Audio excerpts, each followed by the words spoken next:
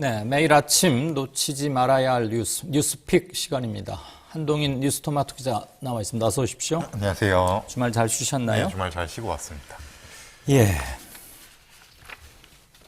자, 오늘 첫 뉴스 뭡니까? 네, 윤석열 당선인이 인수위를 구성하고 있는데 그 과정에서 여성 할당제를 도입하지 않기로 했습니다. 네. 또 영호남 지역 안배 역시 고려하지 않기로 했는데 새 정부에서도 이러한 원칙이 계속해서 적용될 방침이고요.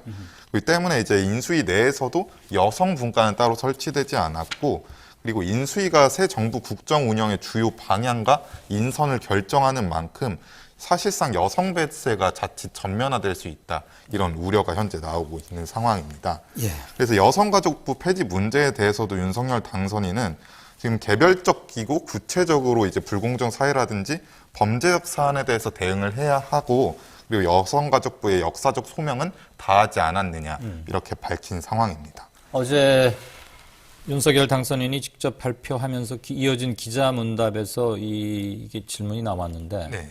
집합적, 개별적 이런 네. 말이 나왔었고요. 예, 그렇습니다. 역사적 소명을 다했다. 이 여가부가 생긴 게 김대중 대통령 정부 시절이니까 20년이 조금 넘는 그 정도 됐는데, 이러면 정부조직법 개정이 불가피하고 그 과정에서 민주당과 국회 처리 문제에서 좀 갈등도 예상이 되죠? 예, 정부조직법이 통과되기 위해서는, 여성가족부가 폐지되기 위해서는 정부조직법을 개정을 해야 하는데, 지금 사실상 의석 상황에서 국민의힘이 단독으로 처리하기 어렵기 때문에 민주당의 동의가 있어야 하고요. 지금 보통 여성 분과, 이제 인수위 내 분과가 9개 정도 있는데, 지금 윤석열 당선인은 7개 분과를 구성을 했습니다. 근데 이 중에서 여성만 유독 빠진 상황이어서 지금 계속해서 대선이 열리는 과정에서 문제가 됐던 여성 배제 문제가 계속해서 가시화될 것으로 보입니다. 알겠습니다.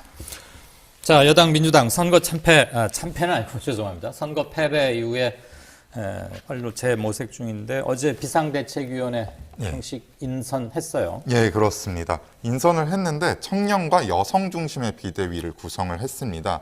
윤호중 원내대표를 포함한 8명의 비대위원 명단이 발표가 됐는데, 이 중 절반이 2030 세대의 젊은 원내 인사들로 꾸려졌고요.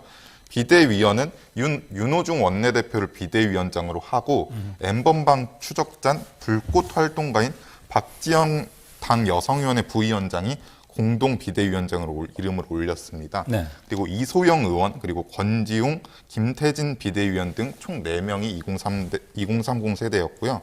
그리고 최이배 의원이 40대, 그리고 조응천 의원이 50대로 구성이 됐고, 이제 이 전현직 의원들 같은 경우에는 사실상 민주당 내에서 비주류로 분류가 되기도 하고, 그동안 이제 민주당 내부 문제에 대해서 비판적인 목소리를 냈던 분들이라는 평가가 있습니다. 네, 특히 조응천 의원은 사안별로 거침없이 자기 주장, 때론 쓴소리도 많이 했고 그랬었는데, 윤호중 비대위원장 체제에 대해서 일부 말도 좀 있죠? 예, 그렇습니다. 김두관 의원 같은 경우에는 페이스북에 공동 비대위원장 박지원은 탁월한 인선이다, 일부 참신한 인물도 보인다라고 평가를 했지만, 윤호중 비대위원장 사퇴가 없다면 소용이 없다.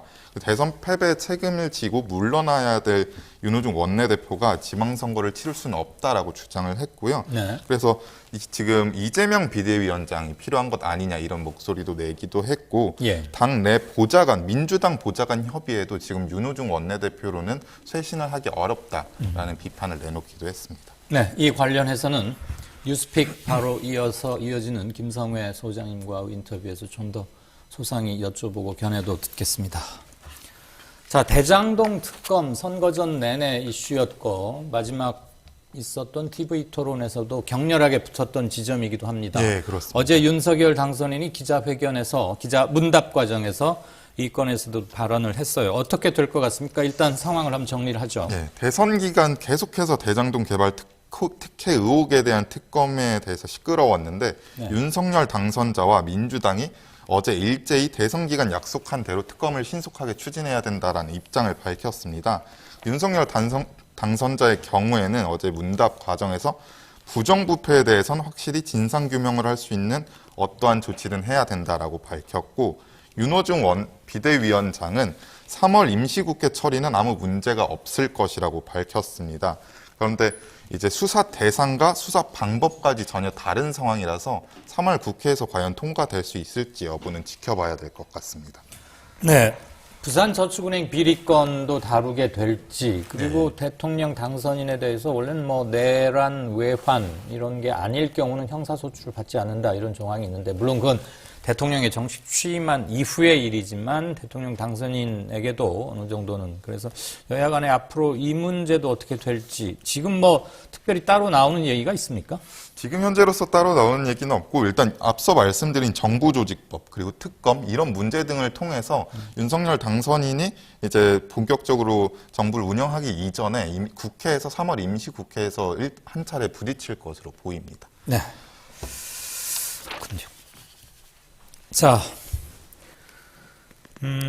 이 밖에 뭐 코로나 관련해서 특별한 건 없습니까? 예, 코로나 관련해서는 지금 뭐 학교 같은 경우에는 네.